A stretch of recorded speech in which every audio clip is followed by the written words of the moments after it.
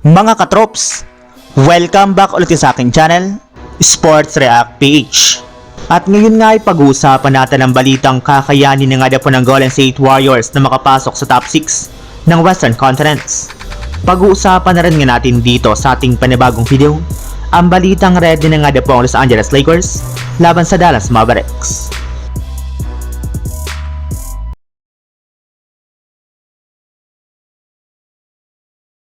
Para nga po sa inyong kaalaman mga katrops, 2 games na lang naman nga po ang kailangan na maipanalo ng Golden State Warriors bago nila maungusan ay ka-top 6 sa standings ng Western Conference na Los Angeles Clippers.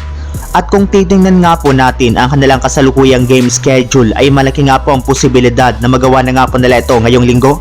Lalo pat hindi rin naman nga po ganun kalakasan ang kanilang mga susunod na makakalaban kagaya na lang ng Orlando Magic, Charlotte Hornets at ang Philadelphia 76ers na pare-pareho rin naman nga po nag-i-struggle na manalo ngayong season.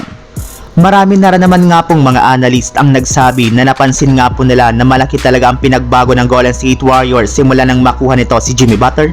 Lalo pat mas confident na nga po ngayon ang lahat ng kanilang mga players na gumalaw sa loob ng court at hindi na rin naman nga po predictable ang kanilang mga ginagawang plays sa opensa man niya at depensa. Kaya dahil nga po sa mas madaling schedule ng Warriors at mas nag-improve nilang team, ay hindi na nga po malabo na makuha na nga po nila agad-agad ang ika-6 na pwesto sa standings ng Western Conference. Ibig sabihin, makakapasok na nga po talaga sila sa playoffs nang hindi nakikipagsapalaran sa play-in tournament.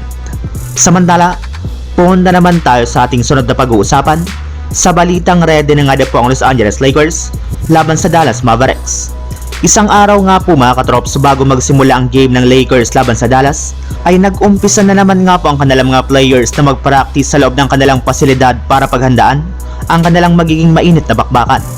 At kasabayan nga po niyan ay inanunsyo na rin naman nga po ng Lakers na lahat nga po ng kanilang mga players ay available na maglaro laban sa Dallas Mavericks except kay Maxi Kleber na may tinatamo pa ring injury sa kanyang pangangatawan. Sa madaling salita, expected nga po na maglalaro na dito si Luka Doncic laban sa kanyang dating kupunan.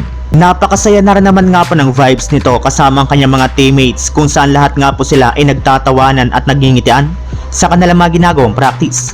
At dahil nga po sa unti-unting paganda ng laro ng Lakers ay maging ang kanilang dating center na rin naman nga po na si Dwight Howard ay ginaganahan na rin naman nga pong sumali dito.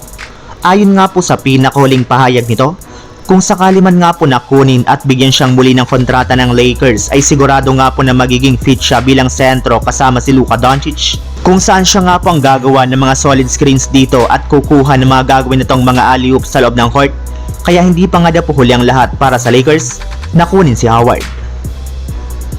So yun lang mga katrops, ang handog kong story ngayong araw.